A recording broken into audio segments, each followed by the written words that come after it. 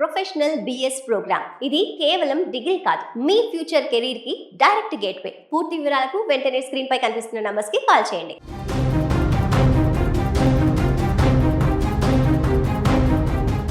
ఆంధ్రప్రదేశ్లో సంచలనం సృష్టించిన గాదె సాయికృష్ణ మిస్సింగ్ కేసులో ఊహించని బిగ్ ట్విస్ట్ చోటు చేసుకుంది. ఈ వ్యవహారంలో ఆరోపణలు ఎదుర్కొంటున్నటువంటి కృష్ణలంక సిఐ నాగరాజు పైన పోలీసులు కేసు నమోదు చేశారు. ఏ క్షణమైనా కూడా అరెస్ట్ అయ్యేటువంటి అవకాశం ఇప్పుడున్నట్టుగా తెలుస్తుంది. ఈ పరిణామం రాష్ట్ర వ్యాప్తంగా పెను సంచలనంగా మారింది. మిస్సింగ్ కేసు ఇక సాయికృష్ణ అదృశ్యం పైన పెద్ద ఎత్తున ఆందోళన కూడా వ్యక్తమయ్యాయి. విపక్షాలు సైతం ఈ అంశం పైన తీవ్రస్థాయిలో మండిపడ్డాయి. దీంతో ప్రభుత్వం కూడా వెంటనే ఈ ఇష్యూ పైన చాలా సీరియస్గా తీసుకుంది. ముఖ్యంగా సీఎం ఆదేశాలతో ఆ యొక్క సిఐ పైన వెంటనే సస్పెన్షన్తో పాటుగా మిగతా చర్యలు తీసుకునేందుకు కూడా సిద్ధమైంది. ఇక తాజాగా నిన్న వైఎస్ జగన్మోహన్ రెడ్డి కూడా ఈ వ్యవహారం పైన నేరుగా స్పందించారు. దీంతో ఒకసారిగా సీన్ మారిపోయింది. ప్రభుత్వ యంత్రాంగం అక్కడ ఉన్నతాధికారులతో అంతకు ముందే చర్యలకు సంబంధించి అన్ని రకాల అక్కడ జరిగినటువంటి ప్రతి విషయాన్ని కూడా ఎలాంటి నిష్పక్షపాతం లేకుండా దర్యాప్తు చేయాలి, ఎక్కడ తప్పు జరిగినా ఎవరిని వదిలిపెట్టకూడదు అంటూ కూడా ఆదేశాలు ఇవ్వడం జరిగింది. సో దీంతో ఉన్నతాధికారులు కూడా రంగంలోకి దిగి చర్యలు ప్రారంభించారు. ఈ కేసులో గురువారం రాత్రి అత్యంత కీలక పరిణామాలు జరిగాయి. అర్ధరాత్రి 11 గంటల సమయంలో విజయవాడ పోలీస్ కమిషనర్ రాజశేఖర్ బాబు ప్రత్యేకంగా స్పందించారు. బాధితుడి తల్లి విజయలక్ష్మిని నేరుగా తన కార్యాలయానికి పిలిపించుకొని మాట్లాడారు. కేసు వివరాలను అడిగి తెలుసుకున్నారు. సిఐ నాగరాజు వేధింపుల వల్లే తన కుమారుడు అదృశ్యమయ్యాడని ఆమె సిపికి ఫిర్యాదు చేశారు.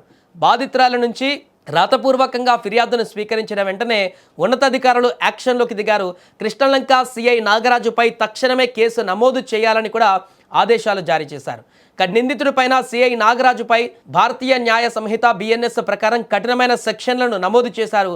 సిఐ పైన 127(4), 127/6, 103/1 అదేవిధంగా 238 బిఎన్ఎస్ సెక్షన్ల కింద కేసు నమోదు చేశారు. కేసు నమోదు చేసిన వెంటనే నిబంధనల ప్రకారం ఎఫ్ఐఆర్ కాపీని సిద్ధం చేశారు. విజయవాడ సిపి రాజశేఖర్ బాబు స్వయంగా ఆ కాపీని సాయికృష్ణ తల్లి విజయలక్ష్మికి అందజేశారు. చట్టం ముందు ఎవరు ఎక్కువ కాదని, బాధ్యులపై కఠిన చర్యలు ఉంటాయని భరోసా ఇచ్చారు. ఈ వ్యవహారం పోలీస్ శాఖలో తీవ్ర కలకలం రేపుతుంది.